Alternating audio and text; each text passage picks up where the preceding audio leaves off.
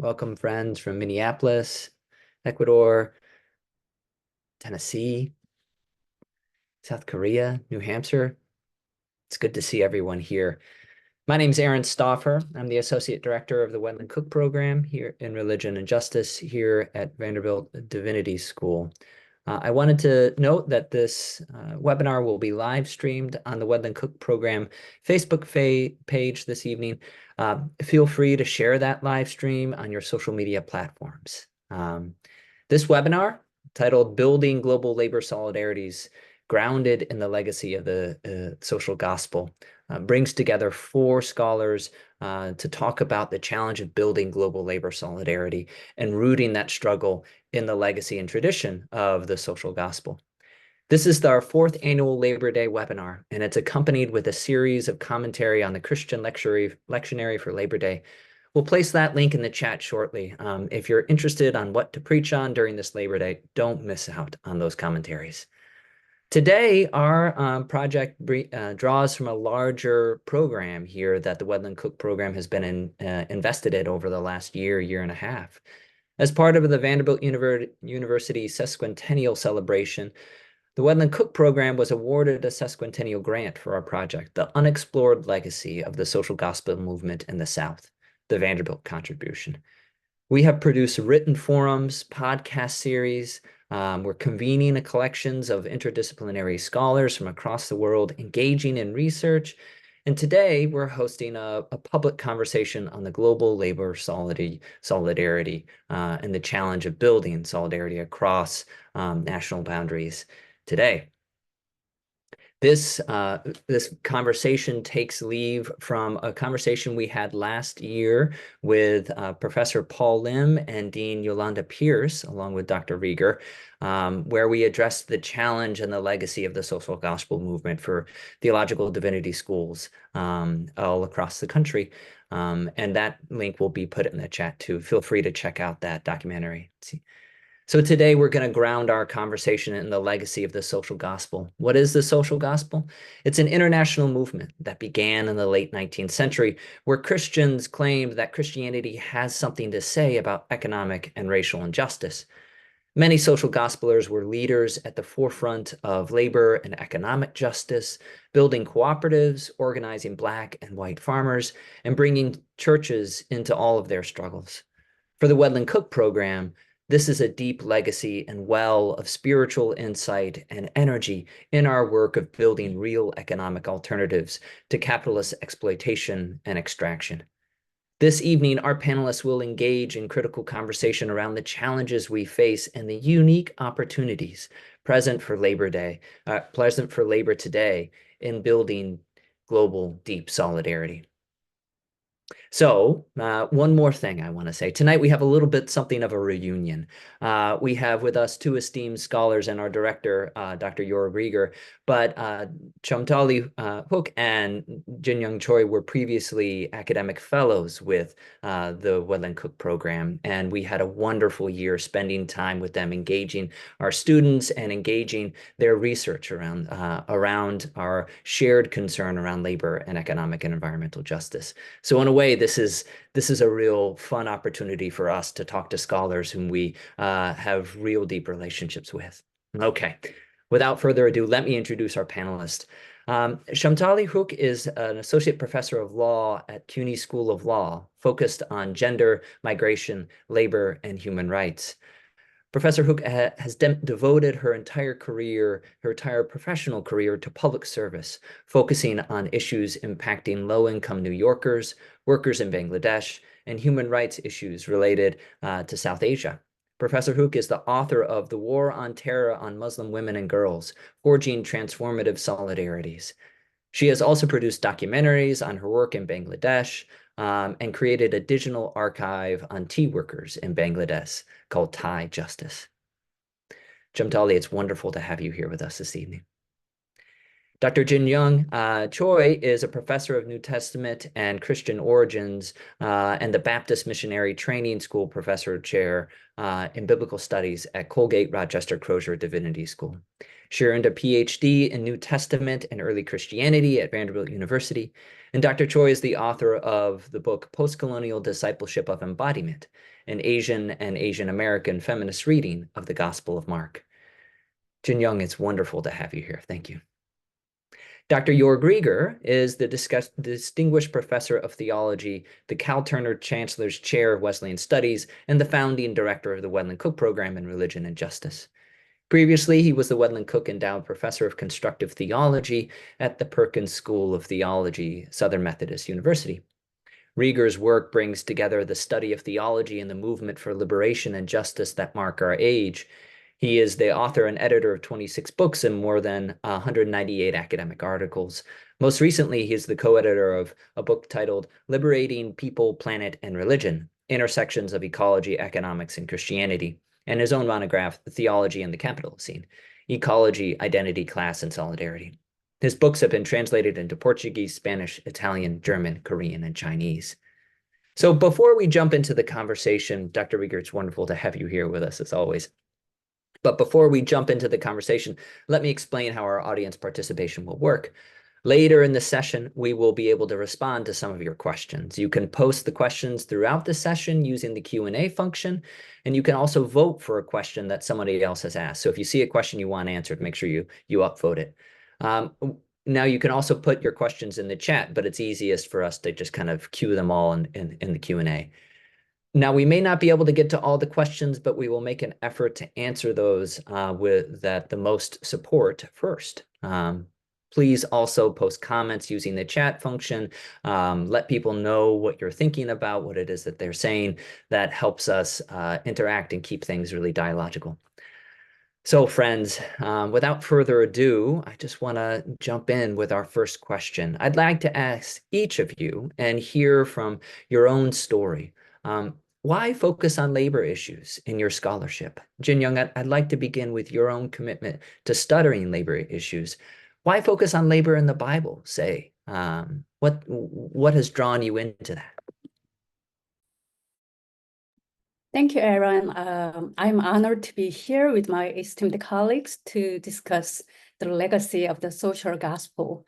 This webinar is especially meaningful because Walter Rauschenbusch, a key figure in the social gospel movement in the late 19th century and early 20th century as well, studied and taught at Rochester Theological Seminary, which evolved into my current institution, Colgate Rochester Crozier Divinity School.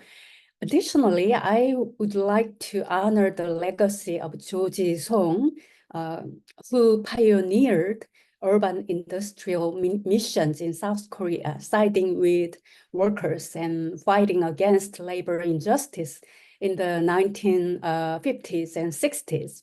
Many of you know Korean Minjung theology, but Jo's life and work for labor justice laid the foundation for Minjung theology developed in the 70s. I would consider Jo as a social gospeler from the global South. His biography, A Gospel for Workers, was published last year. I highly recommend it to anyone interested in Minjung theology, social gospel, or Christian missions for the working class and labor justice. Personally, I was deeply influenced by my parents, who were the hardest working people I ever knew. They worked from early morning till midnight to give their children a better education. They were so proud of their eldest daughter when she entered Seoul National University.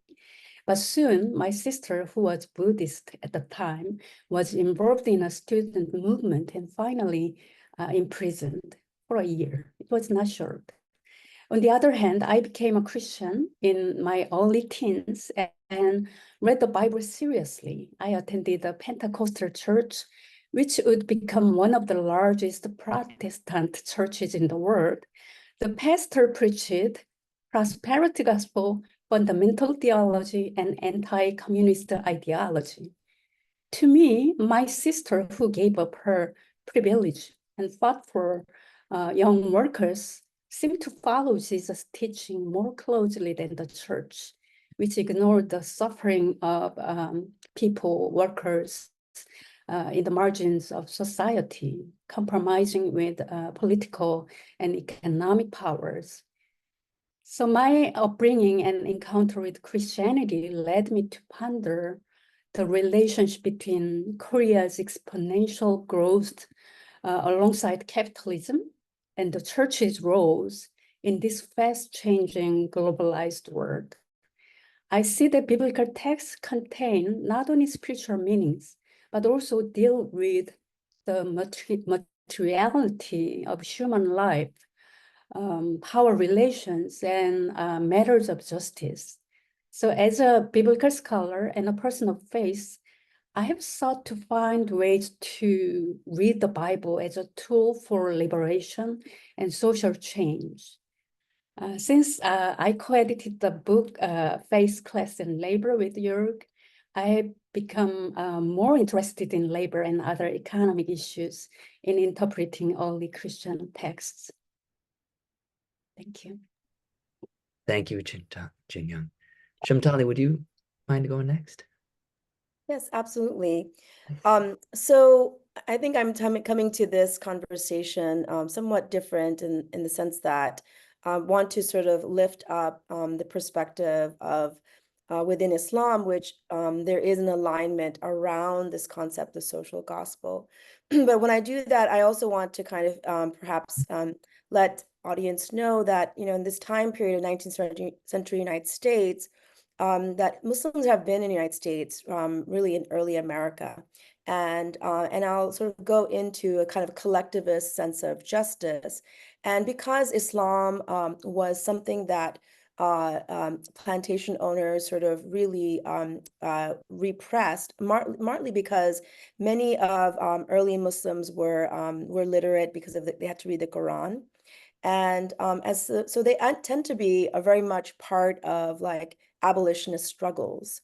And so we really don't know, some of this history is kind of just coming forward, that we don't know to what extent, you know, Muslims were, you know, involved in, for example, when we talk about sort of Black, white farmers, knowing what I know about Islam, more likely than they were. And also we know that oftentimes many early Muslims were forced to convert.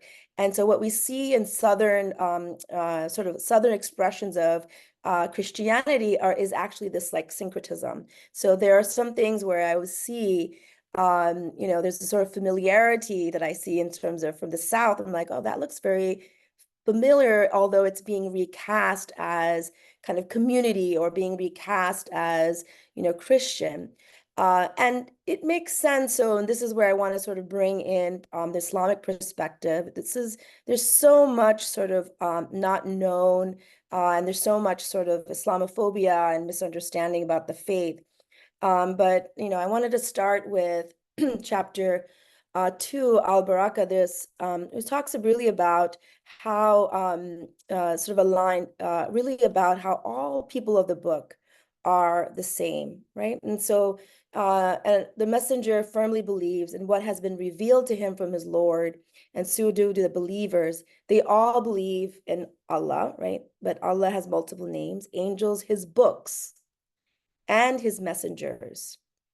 They proclaim, and this is the key part of the surah, which means the chapter in the Quran.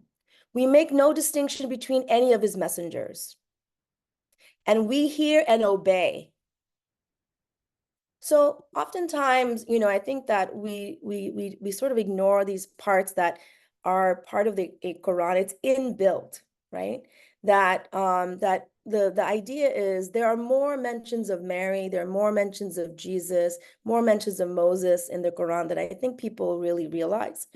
And so for me, there's complete alignment, right, in terms of the value. So I wanted to kind of start with that kind of premise, is that, so, you know, if you are a believer, and believer means someone who actually believes in something broader than themselves. And we can have a theological debate about that, and I'll put that to the side, right? Some people would say no, But I think when you look at what the intention of Islam is really to kind of add on to that the Prophet Muhammad, peace and blessings onto him, was just one messenger in addition to Jesus, to Moses, and other messengers as well. So I think that the solidarity of the faith is already built scripturally, right?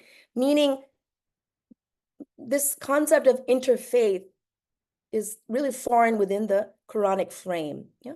So second, I wanted to talk to you about sort of this labor and how did I come to labor work, and then just a little bit about sort of even within Islam that there's always this sort of sense of there's this one religion, but there is a rich tradition within Islam of multiple discourses. And again, where it's beyond the scope to talk about this here, but I will get to that. But in terms of like sense of labor justice, sense of economic justice, it's again very much built into the faith. So I want to just again bring up another verse from chapter 4. And it says it's interesting enough, it's the verse from the chapter on women. So the chapter talks about marriage, family, community. And the fact that this verse actually appears in that section, I think tells us a little bit also about gender in Islam. And so the section goes, you who have believed, persistently stand in firm injustice as witnesses. This is key. Even if it be against yourself, your parent, or relative. So, and it goes on to say, so follow not your personal inclination, lest you not be just. So what do we take from this? We take from this is that we have an obligation, Quranically, theologically, to stand up, to speak up for justice. And even if it means going against those who are in for our family, right? Because historically, when the Prophet arrived into Mecca, he saw this sort of nepotism, this early merchant capitalism. He saw the sort of exploitation of labor. He himself wasn't a labor, probably an independent contractor. I mean, meaning, Hadrat Khadija, who he was a divorcee, was married, was the boss, and hired the Prophet Muhammad to work for him, for her rather. And, we forget these stories, and we sort of forget Khadija.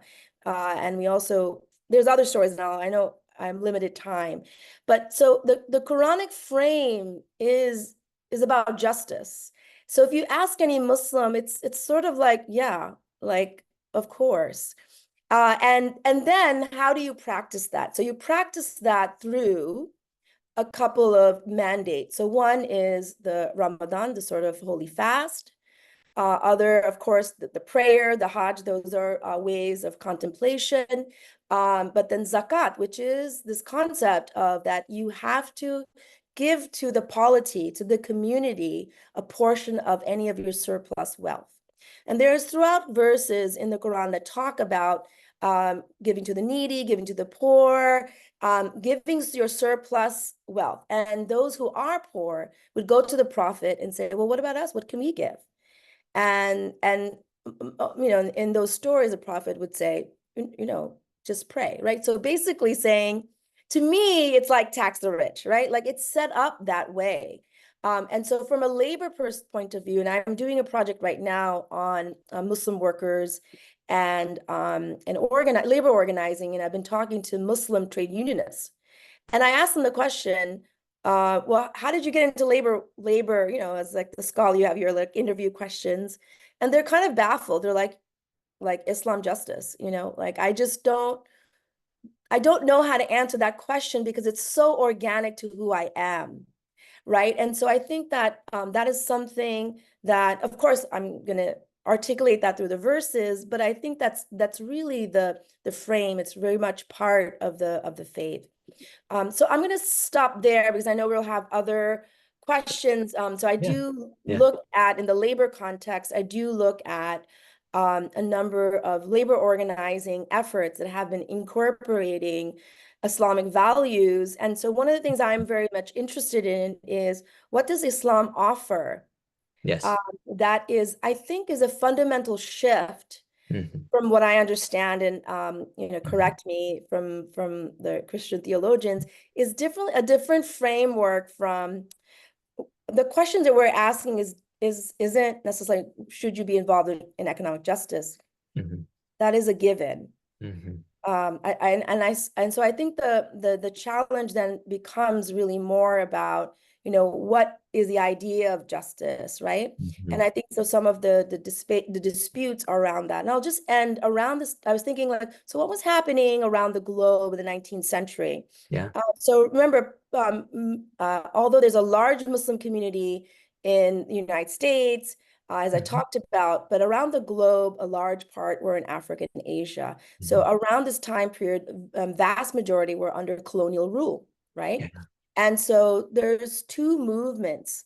So we see that Islamic movements active in anti-colonial struggle. So in Senegal, we have this very profound Murid movement by Ahmad Bamba, who basically is a Senegalese Sufi, and he basically fought the French, right? And he was and he's a well-revered Sufi. Sufi is like one sort of sect within Islam, and he valued labor.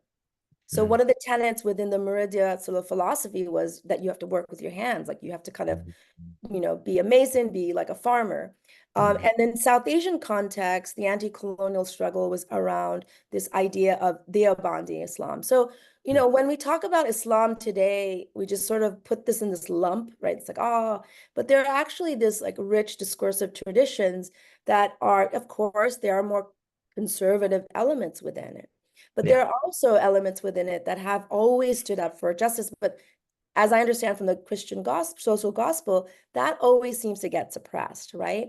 And so part of my work has been, not necessarily always in my, legal practice but at least through my scholarship, is to like resurface these conversations. So I'll just stop there. And then maybe I'm sure we'll have more space for conversation. Shamtali, this is so rich, and just there's so many connections already here. Dr. Rieger, why don't you wrap up this first part? I want to hear from your own story. Why are you focusing on labor issues? Why labor in your work? That's an interesting question. In some ways, I could say I was born like that because I was born as a Methodist in Germany. So my parents were members of a very small Methodist community, and they were postal workers, so they were also union members. So that goes all the way back, sort of, to the cradle with me. In some ways, like Jin Young was saying, our parents were hardworking people that took labor very seriously. And, some of you who know my story know that in the summers, then sometimes we would, as a family, go to church camp, or, as a family, go to union camp. They had the unions had family camps in the summer too. But the thing is, this was not part of my theological education. I was not trained that way. Theology was high fluent ideas. And of course, as a systematic, constructive theologian, we're supposed to be the philosophers. We're supposed to talk about Hegel and Nietzsche and Derrida and Foucault and whoever else you want to talk about. So getting a hang of labor in theology didn't come naturally, even though I had been raised that way. And in my own family, these things were divorced. Either you went to church or you went to the union. And of course, if there was a conflict, my mom was always clear the church had the upper hand, right? That changed because ultimately, the more I looked at this, the more I began to realize that labor is sort of that which ties the 99% of us together, because we have to work for living, right? So labor here is something that is essential, without which we would not be here. I can talk about this more later, perhaps.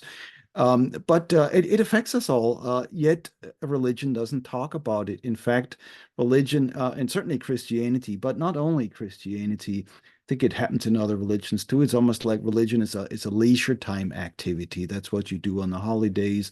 That's what you do in the moments when you do spiritual stuff. But if you look at it again, sort of from another perspective, it's almost like the perspective shifts, because religion is so deeply embedded in labor that it's not even funny anymore because, the pastors know it.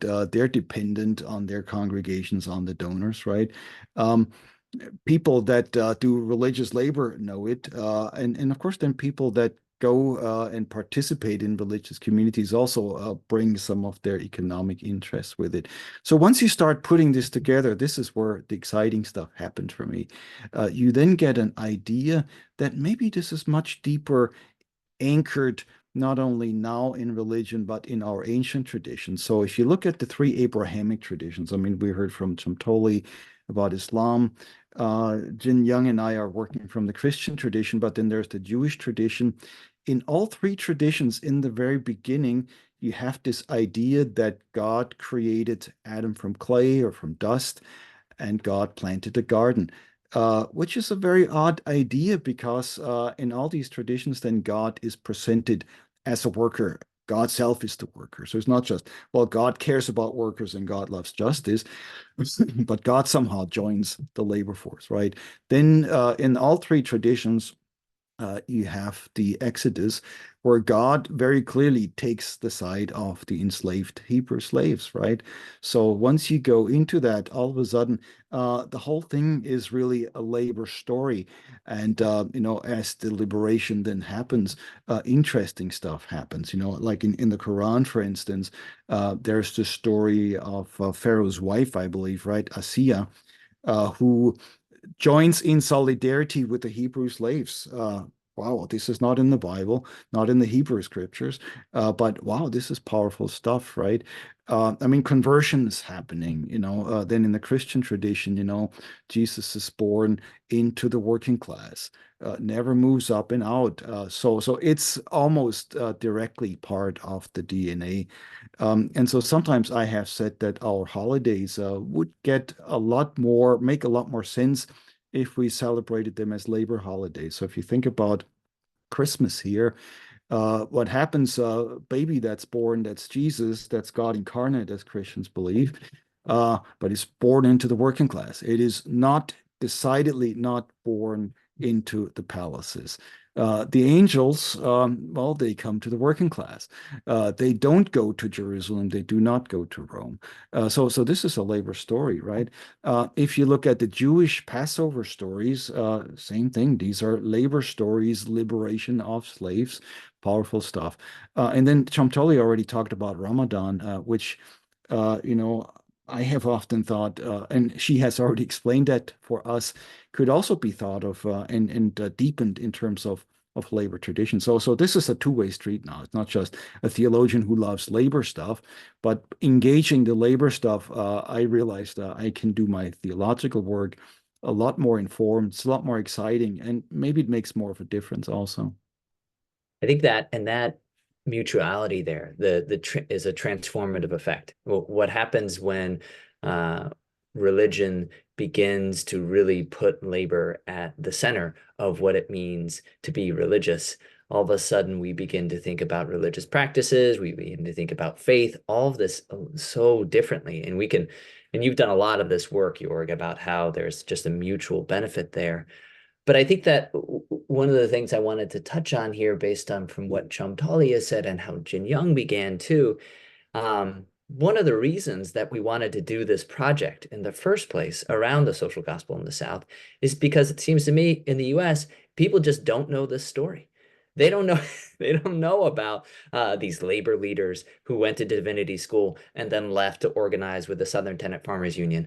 They didn't know about the seminarians who then helped form and join with Black organizers to start Highlander Folk School. Like, they just don't know about these stories. And the problem is because they don't know about them, then their perception of what religion is determined by other people, by most likely those people who are not then doing the organizing. So it becomes de facto that religion is a leisure activity because that serves the status quo. As opposed to actually digging in and doing the hard work and telling stories and then getting deeper motivation for what it means to actually be a Christian.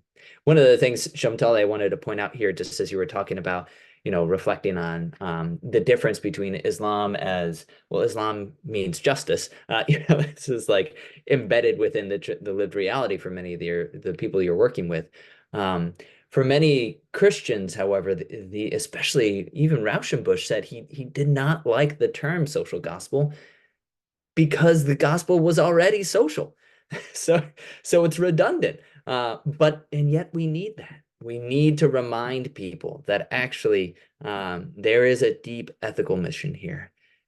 But one of the benefits that we have in our conversation tonight is that not only are we able to talk a little bit more about the interchange across divides religiously, we can also talk about the exchanges globally. And both of you, Jin Young, you're joining us from Korea this morning. So this evening. So we are really here embodying international and global connections here. But Shamtali, your work is deeply international, and yours as well.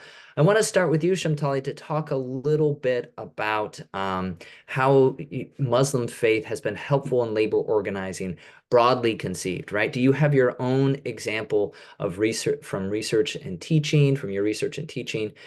And what does this teach us about the challenges of solidarities across boundaries of religion and national boundaries? It's the crossing boundaries work that I'm after. Yes. I also just want to emphasize that although, to your point about we need to lift this up, that although it's present within Quran, and, one of the things that Muslim trade unionists, we all remarked is like, how come there aren't many more, right? So that if it's so obvious, then That's how right. come there isn't? And so I think some of it has to really be named and lifted up. So it's not so obvious, right? And so I just wanted to, not to paint Thank a you sort for of that. like No, that's right. rosy romantic picture that like, that then all these like great labor Right. organizers emerge from that and in fact we do see individuals who are religiously identified who oftentimes counter to the interest of people, of working people and poor people. So in terms of like the way in which I've sort of seen in labor solidarity is so I am working on this issue now that started as an academic fellow at Wenlin. So, which is that there are two examples. So the New York Taxi Workers Alliance is a worker center of drivers. And there's an instance where, two instances I'm going to talk about. One is when their Muslim ban was started. They're a worker organization. They, although independent contractor, not technically a union. I won't get into the weeds of labor law. But they did a 1-hour strike at the airport in protest of the Trump's Muslim travel ban.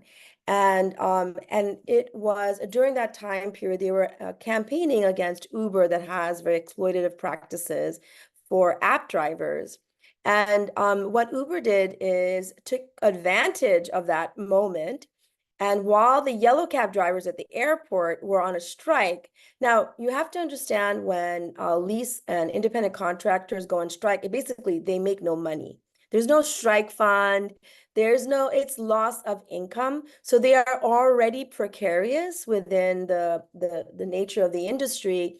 And so any withholding of their labor for any period of time basically means zero money because they have to make that up because of the industry. And so what Uber did is they did a price surge. And if you're a labor person, you would know that that's scabbing. Effectively, what they're doing is when workers went on strike, the yellow cab drivers, Uber said increase the price because they knew that people were coming into the airport and they needed a taxi and they can actually make money. That upset people, right? But what happened was in that moment, and I had a chance to talk to Bhairavi Desai, who is one of the executive directors and organizer, and said, in that moment, what was becoming an issue about sort of the Muslim ban and then labor merged because the broader public saw that not only is the Muslim ban something that's, just like politically, civil rights wise, horrific, but they also saw at that same time, Uber's leadership was on Trump's advisory board, right? Because remember, the right and the conservatives are amassing these like billionaires as part of their advisors. But a lot of people couldn't see the exploitation of Uber. They're like, oh, I get it. isn't it convenient? Flexibility.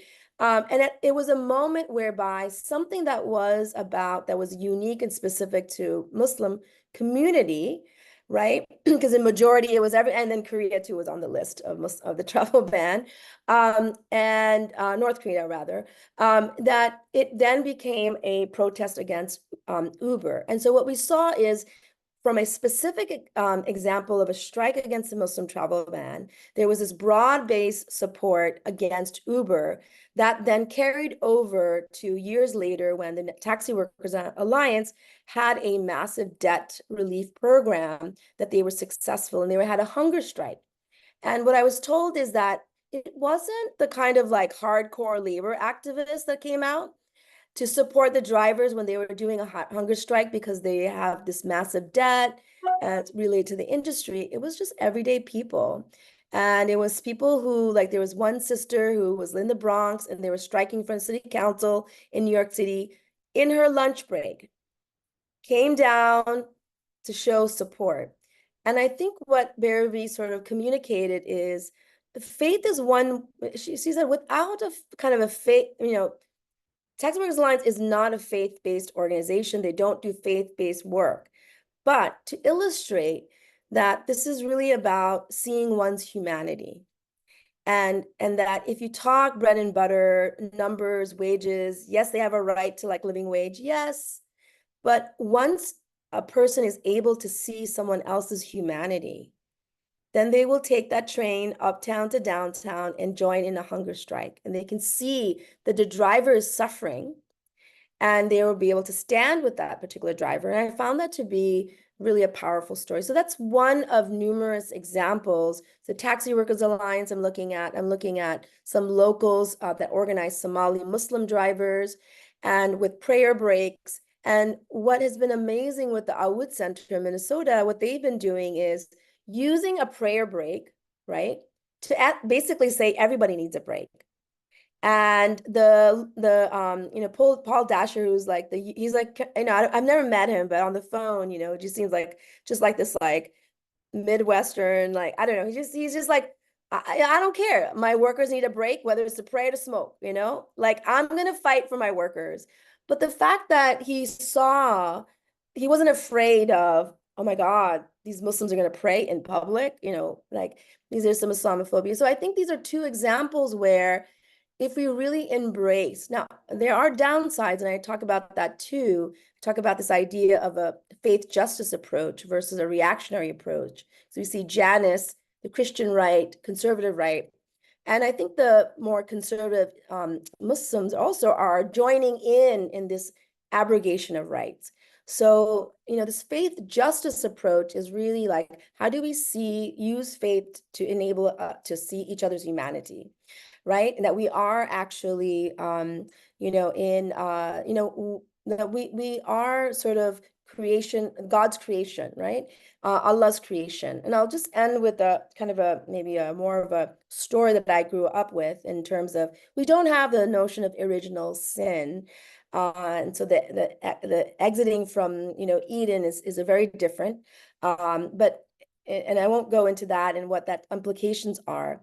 But when Allah made man out of clay and asked angels who were perfect, right, to bow to man, Angel Gabriel, one of the angels said, I'm fabulous. This man is imperfect and made from clay.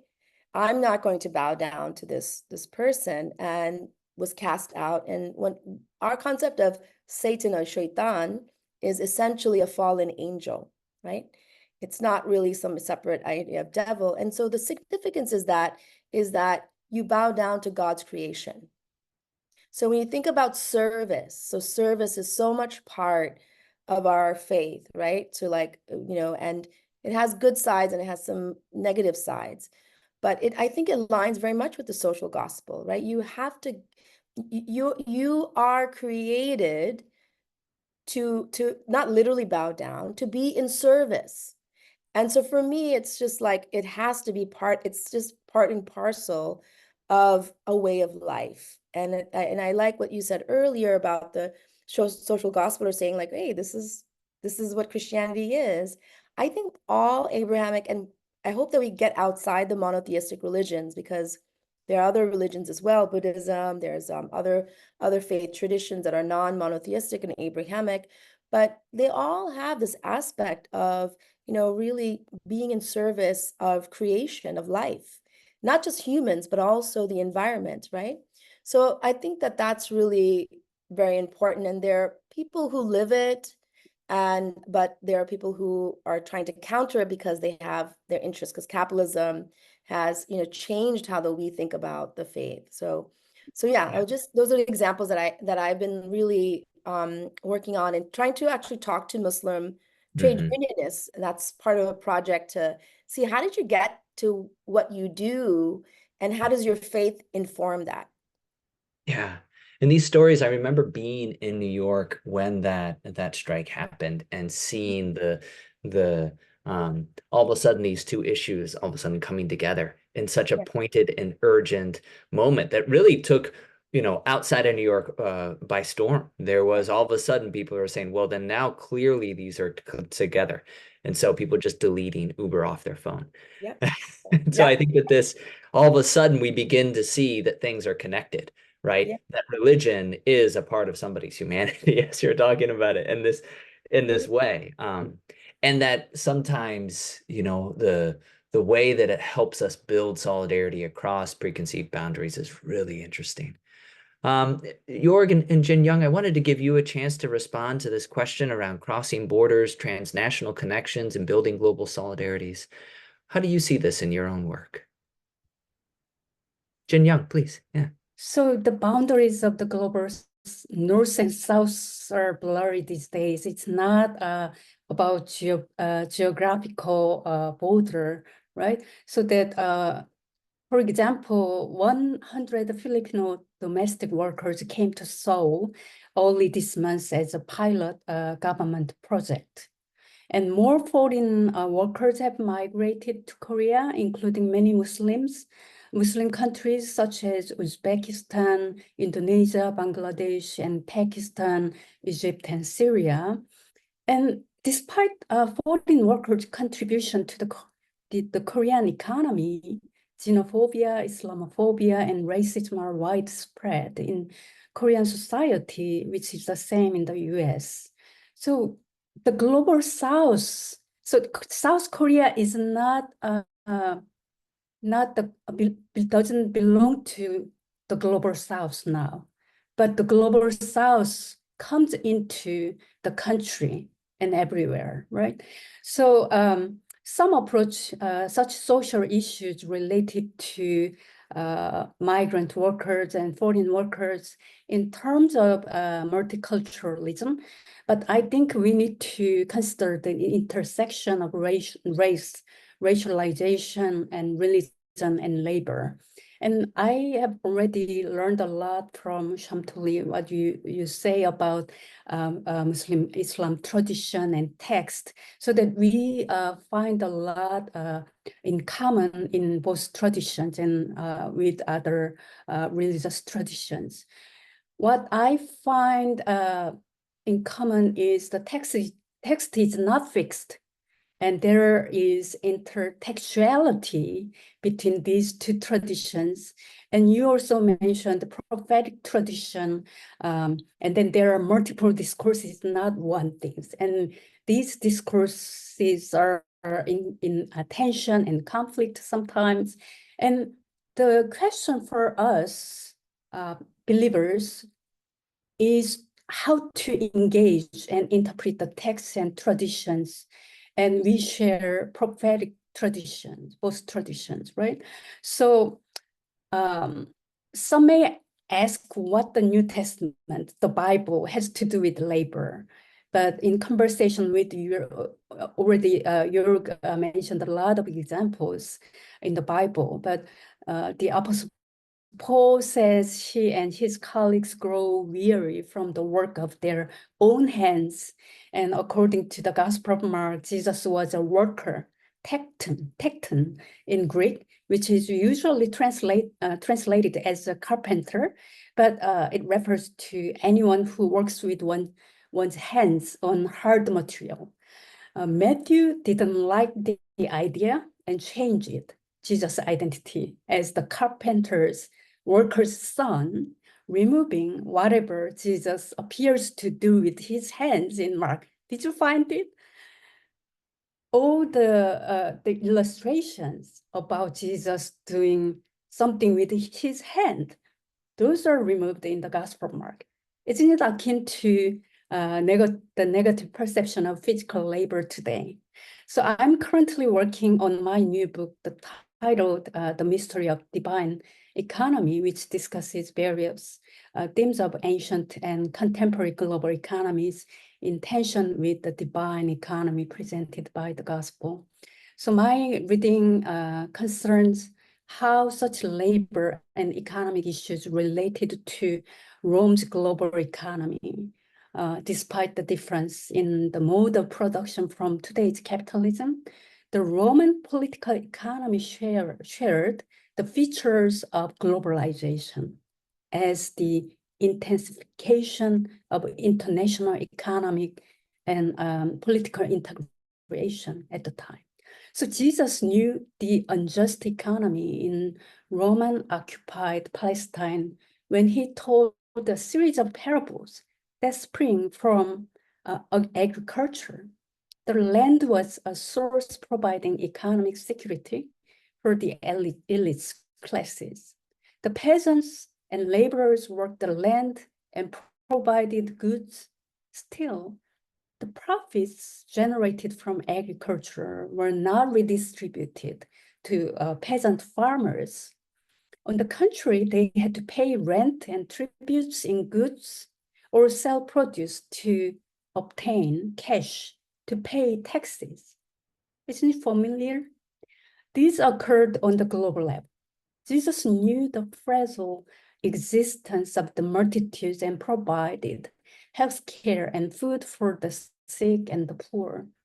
Why does the crowd appear to follow Jesus and always be around Jesus in the gospel? They must have been unemployed. We need to see what is not said in the gospel, in the New Testament. So, for example, we know the stories of Jesus feeding the multitudes in the wilderness, famous story. I see two approaches to the economy. Jesus' disciples suggest sending them to buy bread for themselves. If they provide them with food, it will cost 200 denarii. There is money in the gospel stories, but Jesus says, you give them something to eat. We often hear that 1 denarius was the daily wage paid to a worker in the first century, but it is not an absolute truth. Let's think about minimum wages globally. While the subsistence cost was 200 denarii a year in Rome, the minimum subsistence cost in Palestine was estimated at 30 denarii per year. On the other hand, Roman magistrate Pliny the Younger, alive when the gospel was written, had an estimated yearly income of 300,000 denarii. In this situation of extreme disparity, what is most important for Jesus is to meet basic human needs. For Jesus, food is not a commodity, but a commons. I see where the social gospel originated. It is from Jesus. And there are a lot of things we can relate to Jesus' social gospel from transhistorical and transnational perspectives. There are a lot. Jin Young, that was just phenomenal. The truth that you're giving here is so wonderful. Thank you. Jorg, I want to give you a chance to talk about transnational connections, crossing global boundaries here. Yeah, thanks, Aaron. And thanks, Chantoli and Jin Young. You know, this really feels like getting the band back together again. So it's so great to be talking with you about all these things. All I want to add here is, you know, if you think about what connects us all ultimately, right? There's the solidarity that I keep talking about. It is really the solidarity of working people, the fact that 99% of us have to work for a living. And if you think about it this way, you now have to say the working class is the most diverse, group of humanity that's ever lived. Because it's not white men in hard hats, but it is a very diverse group of people. Some of them we've heard about, these Filipino domestic workers that Jin Young talked about, that are not only all over the Asian world, but also in the United States. And, we have, the Bangladeshi connection via Chamtoli and so on. So the interesting thing here is labor is the place where this diversity happens in terms of identity, race, ethnicity, nationality. But I want to push the religion piece because labor is also the place where religious diversity is embodied. And what Chamtoli was talking about, with the organizing drive there in New York, this is a great example for interreligious dialogue. So this is one thing we're always getting at the Winland Cook Pro. What are you interested in? Well, just economics, ecology. Say, well, name interreligious dialogue. And I would say we're probably more serious about interreligious encounters than a lot of interreligious religionists who are interested in religion, talking to religion. We're interested in religion, talking to religion in a struggle. In other words, this is an existential thing. We're not just interested in religion conversations, people, but we're interested in how do we work together? How do we organize? And, in that moment, then, of course, you're also comparing notes. You're learning something about other religions, learning to appreciate that for sure. You're learning something about your own religion. And maybe you're learning something about the transcendent also. So this is then not just an ethical thing, it's genuinely theological, because whether it's monotheistic or not, there is something bigger than us that appears and that seems to be very powerful. So here, the real excitement for me is that this is the real place to work together, not only tolerating each other, but realizing that we need each other. And so that the three of us are working here together already makes all that we're doing stronger, obviously, right? And if we could think about the broader thing that way, that would be really exciting and would be a totally different premise for interreligious encounters. Final comment here. The interreligious conversations usually think religion is everything. We understand, this goes back to what both Jin Young and Chamtoli were saying. We understand that this is about the flourishing of life. This is about life and death issues, who lives, who dies, who wins, who loses, whose life counts and whose life doesn't. And religion is part of that. So we're not starting with some concept of religion. We're starting with the good life. We're starting with, well, that's going back to humanity, but that's where you find God. So I could go on and on, but this is very inspiring to me. So thanks. Thanks, Jörg. And yeah, the connections here between all of this is really important. Especially, I think it's incredibly important for us to continue to remind our audience the importance of how of global conversations, of transnational work here. Oftentimes, particularly in the US, we can get so focused on just US-centric issues. Expanding our vision helps us think creatively about the possibility of in addressing our shared problems, because these are not unique here. I want to then end on sort of, so what changes here? And we'll start with you, Jörg. I want to talk about the possibility for people's faith within Christianity, say, or Chamtali, for your own work, what you've seen change for your Muslim organizers in their own faith traditions. Is it possible for when people engage in these struggles for their faith to be enlivened? One of the reasons that I asked this question in my own research and work on this, I have had so many people, so many organizers, right, unprompted, talk to me about how organizing is their church. Thinking about how it is that organizing, there you find the church. It's not in the congregation, but you find the work of God in the struggle. And what that means theologically is really, I think, provocative here. So I want to hear from you, Jorg, starting with you around this possibility of revival of one's faith through struggles with labor. And this is a personal experience for me. I sort of feel like my faith all of a sudden gains not only power but relevance and excitement when it is somehow placed in these contexts. So, for instance, I grew up, as I said earlier, as a German Methodist.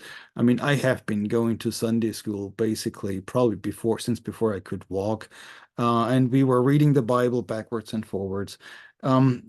But it's never been more exciting for me to read the Bible than, say, in a union hall. I could tell you some stories in Dallas. We were doing some work with Walmart workers about 10 years ago or so when they were organizing and reading the Bible in the union hall with some African American workers. There were some African workers, people from all over the world. All of a sudden, this thing came alive, and here I am, a great theologian. I don't have to do a lot of explaining, mansplaining, theologian-splaining, all that stuff. People are getting it. You read the Bible in a labor struggle, and the question then is not, what was Jesus on this cloud or on that cloud? But what does this engagement look like? There's sort of even then theological work, historical work that takes off with a vengeance, and that's really exciting. As theologians, we then of course also talk about God a lot, and it's the same thing, right? What is people's default assumption? God somehow either sitting on a cloud or some very, very powerful entity that resembles whoever has power in this world. Yet, once we get into this, I already started talking about this in the beginning. God all of a sudden may look more like a worker than like a CEO. Very surprising, but that work has to be done because the default assumption is always God's on top, and yet that may not be the case. And this is again an interreligious conversation. This is not just from Christianity, but especially there. I think this is part of the talk, the Jesus talk here really matters. But so does the Mary talk. As Chomtoli said, there's a good deal of Mary in the Quran. In fact, there is more about Mary in the Quran than there's about Mary in the Bible, right? So who was Mary? A working girl. You don't get Mary unless you get that, right? Otherwise, Mary, the Queen of Heaven. Well, that's all cool stuff, but you lose some of that grounding. So those are a couple of examples. I'll do one more here because I'm a theologian. I need to do a little sort of what theologians do. Paul Tillich, great German-American theologian of the previous century, had this idea of religion is always about the ultimate concern. So nothing that's not ultimate concern is really of interest to religion. So things are important, fine, but only things that are ultimately important, matters of life and death, Tillich says, matters of being and not being. I have finally come to the conclusion, this is in my new book, Theology in the Capitalocene, in the 3rd chapter, that what is this ultimate concern is actually labor. Now, that sounds maybe a little strong, a little heavy-handed, but if you think about it, none of us would be here without labor. And here I'm talking about the reproductive labor of our mothers, gestational labor. We would not be here as humans, as mammals, without the birthing labor, which is labor of our mothers. But neither would any life be here, without, labor, from gestational labor to whatever else work there is, the work of bacteria, of trees, of animals, think of the moles, digging underground. This is stuff that maintains life. This is stuff that contributes to the flourishing of life. And without it, we'd all be dead. So these are tremendously important theological issues, yet the people in my guild don't see it. Sometimes I think, what's wrong with me? But maybe there's some more people catching on to it. I know some of our folks are, some of our students are. We have an international working group of almost 100 people now working on religion, labor, class issues. So something's happening, but it doesn't go without a push. Thank you, Jorg. Shamtali and Jin Young, I want to give you all a space here for a final word before we turn to our audience questions. can go. Please, yeah. I do want to mention sort of an issue that's been pretty kind of prevalent at the moment. It's just around sort of Hindu-Muslim unity, because from South Asia, that has been kind of the kind of two faiths that have been put in opposition to each other, and as a way to kind of separate. And I wanted to lift up the work of Hindus for Human Rights, who in New York has been protesting. There's an annual India Day parade, and they wanted to have a float of Ram to glorify the destruction of a mosque, the Babri Masjid. So without going into like the details of that story, but it was just really a very very kind of moving moment where, because the dominant sort of religion here was Hinduism, and in terms of the India Day parade, so coming in and saying that this is actually destructive. And there are Muslims in India. I mean, it's not like Bangladeshi Muslims. And so that was one. And then right now, sort of Bangladesh is going through a massive transformation, and there's been a lot of efforts to create divisions between Hindus and Muslims and Buddhists in Bangladesh.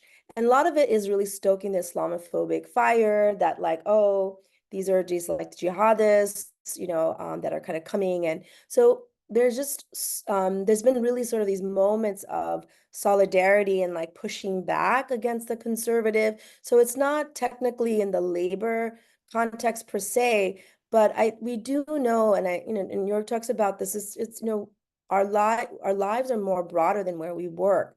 And so that if there is a safety and serenity in terms of like dealing with violence. So I just wanted to kind of lift up the work outside, so to move us away from kind of maybe being in this sort of monotheistic frame, and to bring other groups. And in terms of like enlivening for labor, I've come to this issue not as a theologian, so I've always been like, I know when I was invited to be a fellow, I was like, I just want to let you know, like I'm not, We and know. Come on. This is I know, great. We want to hear it. and then you're like, no, we want you. And I said, okay, fine. But I think that a lot of it has to do with just changes and around just the Islamophobia of like having a public Muslim identity, which thankfully has been changing, and I've been seeing that in the generational shift. But I grew up in a time where you kept your faith separate. And this was both in Bangladesh and in that if you were modern, and this is a lot of kind of the Orientalism of Islamophobia, is that if you were modern, you would, you would not wear hijab. You would not, you wouldn't like represent yourself as Muslim. And so I think that sort of very early on sort of that informed that religion was, we did Eid, we did Ramadan, we did all these things, but it was something that was like public, right? I mean, sorry, private rather.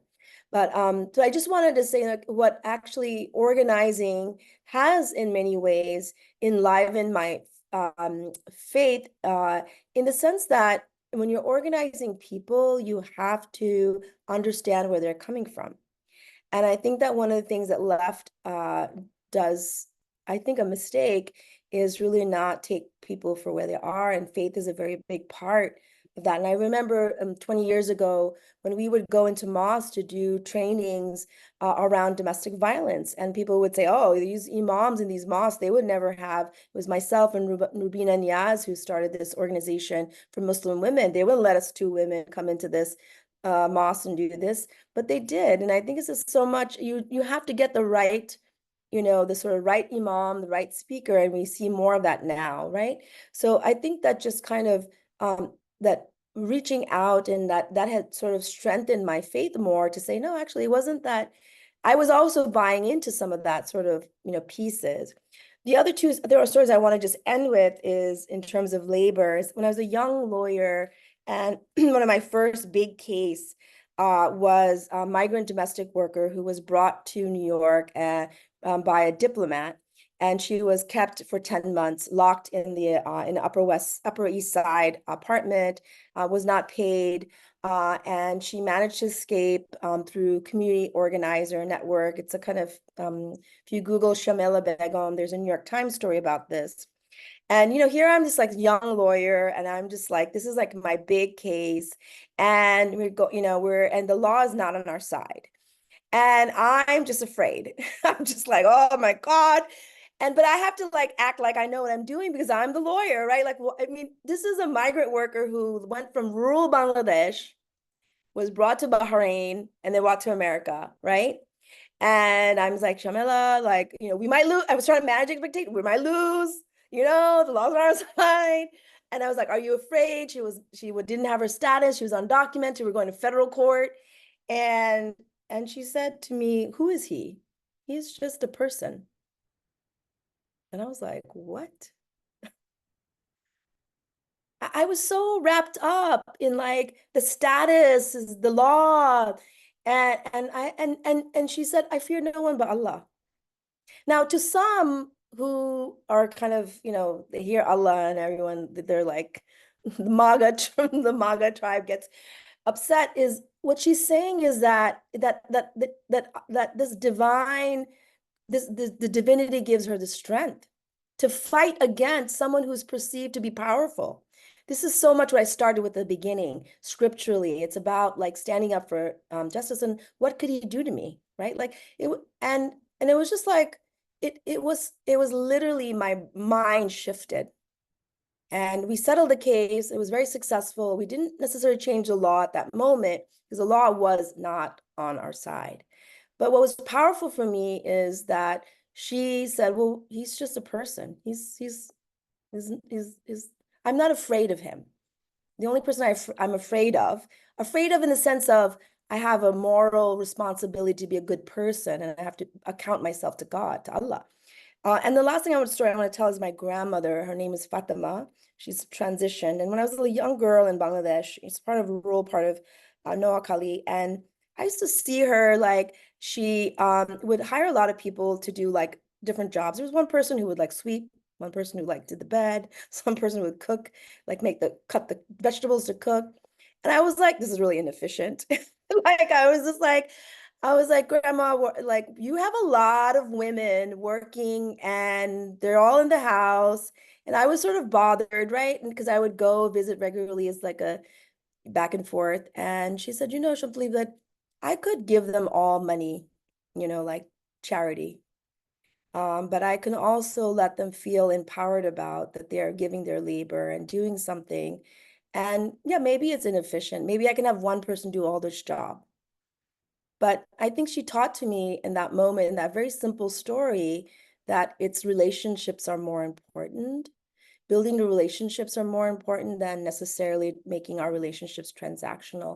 I do think that she was a very devoutly Muslim woman, and I do think that it's something that's organic. It's not articulated. It's not sort of said. I mean, I think our task is to articulate that, give the vocabulary for it.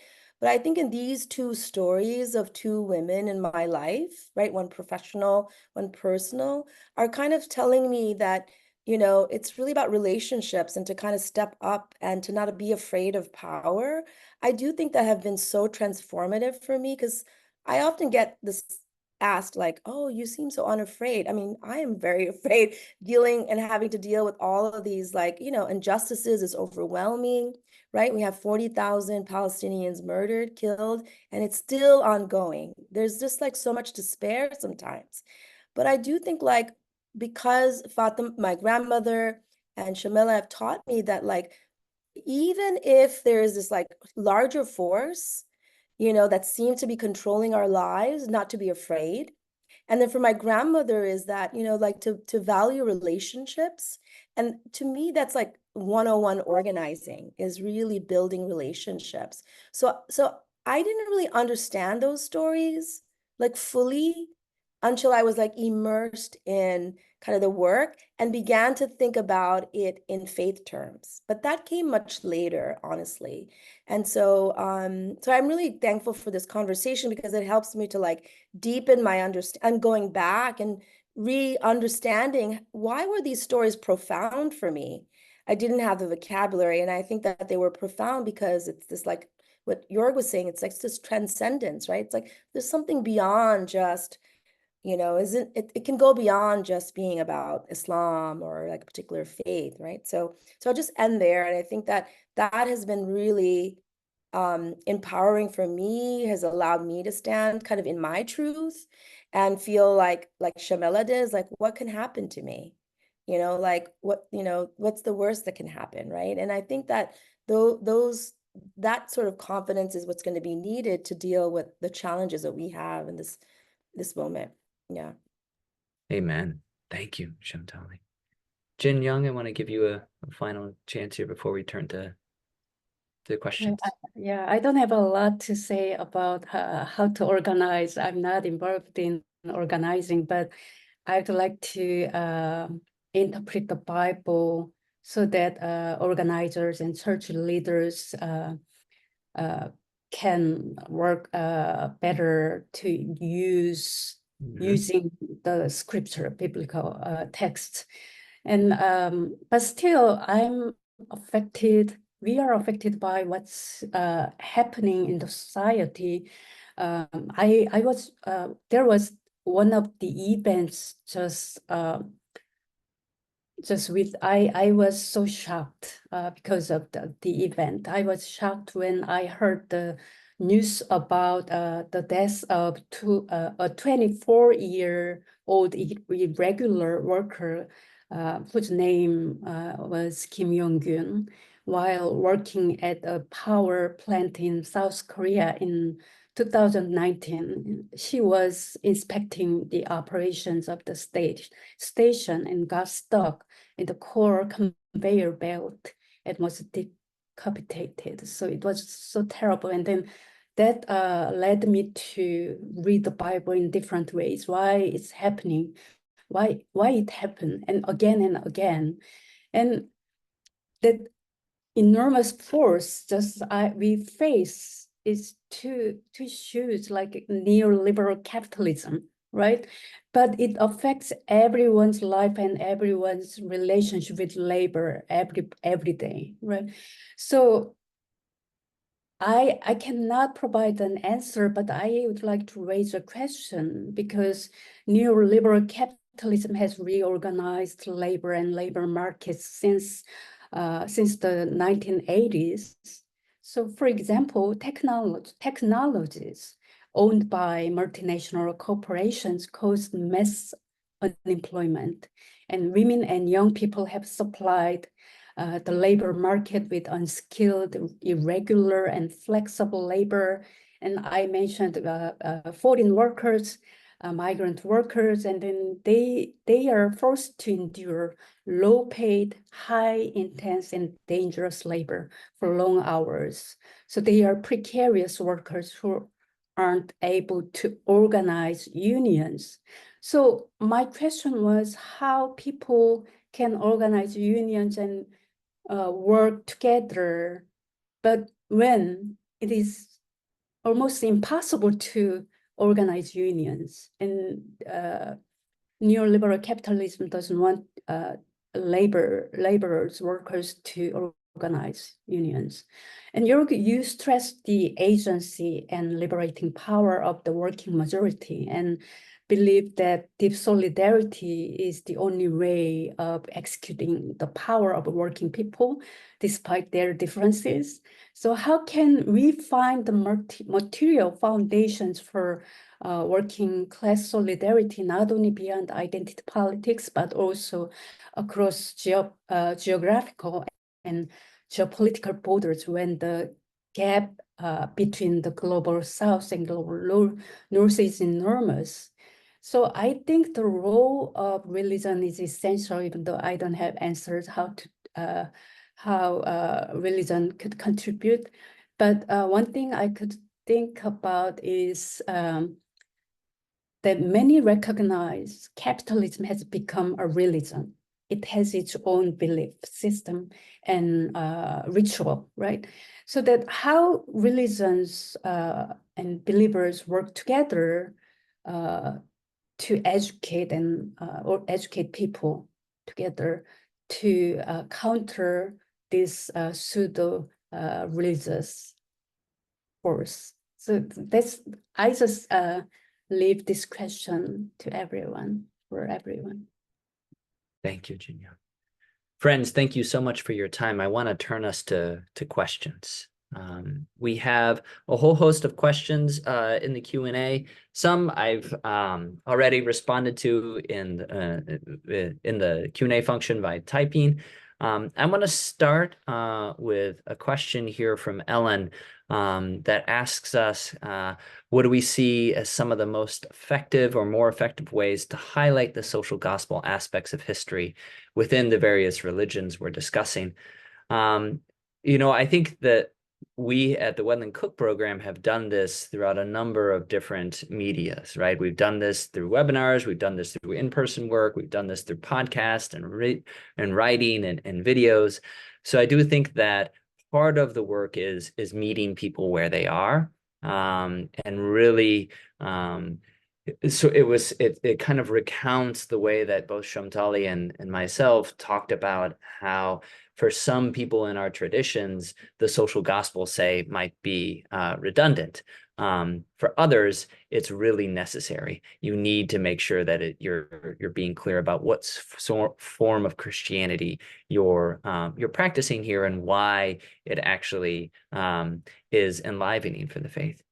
This is what we've seen to kind of promote the program in Solidarity Circles, which is a peer network and a virtual leadership training program that Wendland Cook program started about 4 years ago. Faith leaders, clergy, and organizers cannot readily find communities of praxis that can accompany them as they go about their change-making work and help ground it in their faith values. They need laboratories of social change. We need to focus on the praxis as much as we need to focus on the concepts here. And the way that comes hand in hand with our work here, because at the Wendland Cook program, the idea of combining theory and praxis is, again, redundant because the theory stems from working people's lives in the first place. So it stems from the struggle. So Ellen and Bob and Daryl, who is, I see the comments on this, we'll put the Solidarity Circles Gabby just did in the chat. Feel free to check out that program and join the Solidarity Circle. This is a space where people of faith who are interested in reiterating new forms of what the social gospel can be, which really means that Christianity has something to say about social ills and can provide a solution to it. So we've seen that and found that to be extremely effective, namely through relationships and through accompanying people and helping them ground their work in working people's religion in this way. So Ellen, thank you for a wonderful question. I want to turn quickly to Daryl's question, and then we'll move to a question by James. Daryl asks us, how does the class and race stratified U.S. landscape mitigate against religion taking an active role in solidarity with labor? So Jorg or Chamtali or Jinyang, Jorg, why don't we start with you on this? Do you mind taking it? Sure, yeah, and I probably can be brief. I mean, Daryl's question is also about H. Richard Niebuhr, who, 100 years ago basically said the churches in the U.S. are just sort of stratified according to these various strata, social strata in which they find themselves, which is probably true. But there's a difference between class analysis and status analysis, where, the idea of status and so on is, I'm middle class, you're a little higher, upper middle class, Episcopalian is a little higher than a Methodist, Baptist is below them. Those are analyses of status, really.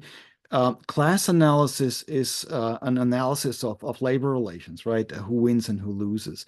And this is not a moral analysis. This is not to say bosses are bad people. It's simply an analysis that in a capitalist system, profit doesn't trickle down, but trickles up to the top, is siphoned off from the working class. And when you realize that most of us actually have to work for a living, you get a different picture. It's all of a sudden a sort of solidarity. Chin Kwan Kwan asked the question in the chat, how do you bring the various places of labor together? That's certainly an important question, but you have to realize that however different these various embodiments of labor are, they're even more different from the top, because the top is not only where all the wealth is concentrated, but also all the power. And so unless one does class analysis that can be honest about who is ruling class and who isn't, I think we cannot produce this solidarity. So this is Jin Young's question: what produces solidarity? In the end, the unions have a saying, the boss is our best organizer. And that is to say, what welds us together in some ways is not because we are so alike, but because unions also say an injury to one is an injury to all. What happens to the least of these, something that happens to these Filipina domestic workers, may happen to you. You just don't pay attention to it. And it's not at the same level. Of course, they are much worse off than you are, but the structures are the same. And in the end, this thing may well yet kill us all if climate change continues the way it does. So it's those kinds of questions, and this is part of the Wen Cook's project, to really bring a sort of fairly hard-nosed class analysis and a labor analysis back into the theological conversation from where it has been totally expelled. Alan's point that there was a moment when these things were part of education is true, but they never went into theological education. They got with the deaconesses, they got with the mission schools, perhaps, they got with the lay missioners, but the theological universes hadn't seen this for about 100 years, except this is the legacy of the social gospel in the South. People like Alva Taylor at Vanderbilt in the 1930s, right? And some of the students that did class analysis, and some people in the North that actually did class analysis. Whether you have to call that social gospel or not is not the point, but to do some of these analyses and then to realize what welds us together and ask the God question. Where's God? What side is God on? And do not tell me that God's just everywhere. That's a lazy excuse that doesn't really resonate with the way God is depicted in most of our holy scriptures. Where God takes sides, that's my point. Sorry. Jin Young, just briefly, adding a comment on the intersection between class, labor, and religion. And I would like to also encourage people to see colonialism, histories of colonialism and labor, because of American exceptionalism, we don't see often the colonialism, history of colonialism in the USA. So capitalism and colonialism go hand in hand, and seeking profits by dispossessing indigenous people from their lands. So we don't see indigenous people in terms of labor here, and also exploiting the labor of enslaved people and replacing unfree labor with indentured labor of immigrants from Asian countries, and penal labors aided by mass incarceration and so on. So all these are interrelated. So the powerful changes their strategies to organize labor and labor markets, and the profits are not distributed to those who provided labor, but instead invested in stock or property markets to create more surplus value. So I just would like to see histories of colonialism and capitalism, how and also this has been expanded to the global terrains. And just we as Shantali reminded us of the presence of Muslim workers, and also how Chinese in early histories of immigration were Asian people were paganized. So racialization and ethnicization go together with labor exploitation. That's right. Thank you, Jin Young. Our next question here comes from James Lurch. He says, as an economics teacher, he's constantly looking for thoughts that involve modifying or replacing capitalism altogether, with the hope that labor, and particularly the working poor, can be honored rather than exploited.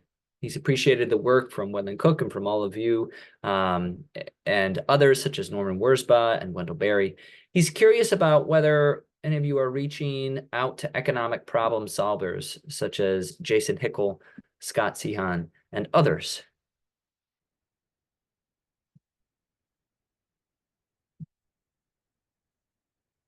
Talk to me. So friends, the question is, we've talked a lot about, so let's talk about economic problem solvers in the work here, who are offering concrete solutions then to alternatives to or modifying capitalism.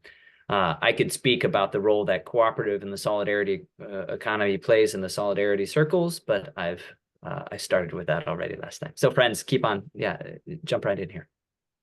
I was just pausing and just because I guess, and I would like to know more from the question. It presupposes that those who take a faith-based approach aren't problem solvers.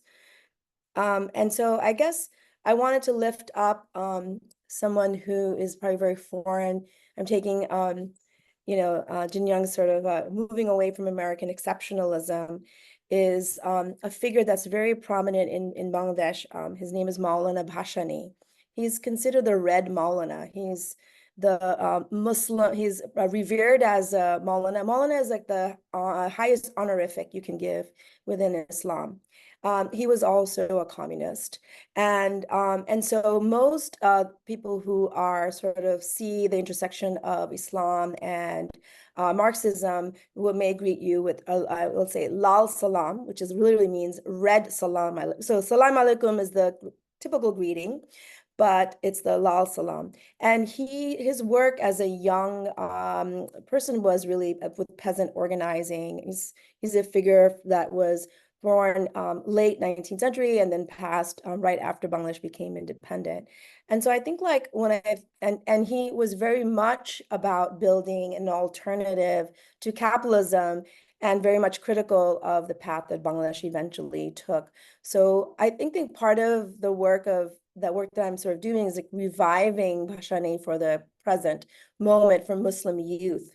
Because Muslim youth, there's been a Muslim DSA, they're looking for examples of, like where theologically or where are this sort of blending. So I guess I'm just offer that as to say that instead of looking outside of the faith is to look at individuals. And I think in the US context, in the Black Muslim context, Malcolm X is a very good example. I think he's known politically, but I think very few people know the role that Nation of Islam has played in developing a sense of Black independence. Now, one might critique that as being, somewhat sounding of like Black capitalism, but the idea was that in order to actually extricate from racial capitalism, that Black people need to create their own systems of economy. And so I think that there are faith-based folks who are deeply rooted in the community, who are problem solvers. That does not to say we don't go elsewhere, but I think part of the challenge is that a lot of economic problem solvers, or who don't look at faith, oftentimes kind of minimize it. And so in that way, it can very alienate working class communities where faith is such a big part of their lives. And so I think that's what I saw sort of really kind of I think a failure sometimes of like organizing is not acknowledged. That doesn't mean you have to agree with everything that person has said. I mean, I've sat in meetings where I would be with an imam and they would say, "Oh, sister, it would be nice if you covered your hair." And then I said, "Okay, let's talk about this. Let's talk about this scripturally. Like, is that required, right?" But then I think ultimately to kind of be in dialogue, and sometimes it's hard. You can't do it every day, but I think that just to kind of instead of, and I don't think that was an part of your question, so I apologize if it is, but I'm just sort of seizing this moment to bring and lift up Bhashani. But that we see them as intention, but we see people like Malcolm X, Maulana Bhashani in the Islamic context, and we see the current labor organizers. They don't see attention. They're deeply rooted in labor organizing. They're organizing predominantly working class communities of drivers, domestic workers, construction workers, Somali, Muslim, and they're doing it in the United States when the Muslim community post 9/11 has been made to be a threat. If you were a Somali Muslim organizer, if you remembered what Trump said about Somali Muslims, right? Is that you are Black, you're immigrant, and you're Muslim. You you have all of the national security threat. And this happened to Asian Americans as well, right? So the perpetual foreigner. So even within this context, that the fact that the next generation is organizing around that, to me, is really inspiring. So sort of non-responsive, but I guess I'm a little resistant to sort of that. I guess my current at this moment, what I'm trying to do is to deepen and look for figures who we have overlooked, and to recover them in a way that we overlooked because we didn't look at Bhashane because, oh, he's a Marxist, and then Marxists didn't like Bhashane because he was very religious, and then like very deeply Islamists didn't like Bhashane because he was a Marxist, right? So we're like, but he was like, I am who I am because I'm a peasant organizer. And he was not uncomfortable. He didn't see a tension within this. Neither did if you look at Malcolm X's speeches, he saw like politics, the organizing, the internationalism. So I think we just have to recover. For us, the project is to recover those figures. So sorry, a little bit longer. And No, I think that's great. And right on it. Right on. Amen. Jorg and Jin Young, I want to give you all a point here for the last word as we're reaching the end of our time together. Maybe just briefly here, and you can check this out, of course, via the Wendland Cook website, religionandjustice.org. It is this is why, of course, we have this webinar here on Labor Day weekend, because ultimately we think problem solving has to do with working people, people's agency, and the labor movement broadly conceived. So this is not just the official labor movements. This is alt labor. For us, really important also worker cooperatives, which are real alternatives in our view to capitalism, and not just little remedies, but networks of worker co-ops are places where workers can reclaim some of their agency. So I think, James, thanks so much for this question. This is so crucial. The point here is really reclaiming the value of labor. This is what you're talking about. We're in total agreement here, because this is about what we can do together as working people. So for a lot of people, they think, well, workers need help or support, or we need to do something for others. While in reality, it goes back to this question of agency, people's production, that goes back into labor, of course. And keep in mind, no boss could ever say only a dead worker is a good worker. So workers have some built-in power here that we usually underestimate. Of course, we're made to underestimate it because nobody teaches us about it. That's not part of education. And we don't really know what that might look like. But that's where we are. And we invite, of course, everybody to join us there or to keep us posted about the sort of things that you're most excited about, because it's really a collective, collaborative project. I learned a lot from this conversation because of this occasion. I just traced back to Minjung theology, roots of Minjung theology that didn't start in the 70s, but 50s and 60s from practice and organizing and praxis. So it was a great learning. And also, Jorg, you highlight that labor is not only the place of oppression and exploitation, but also generative. It's a generative space.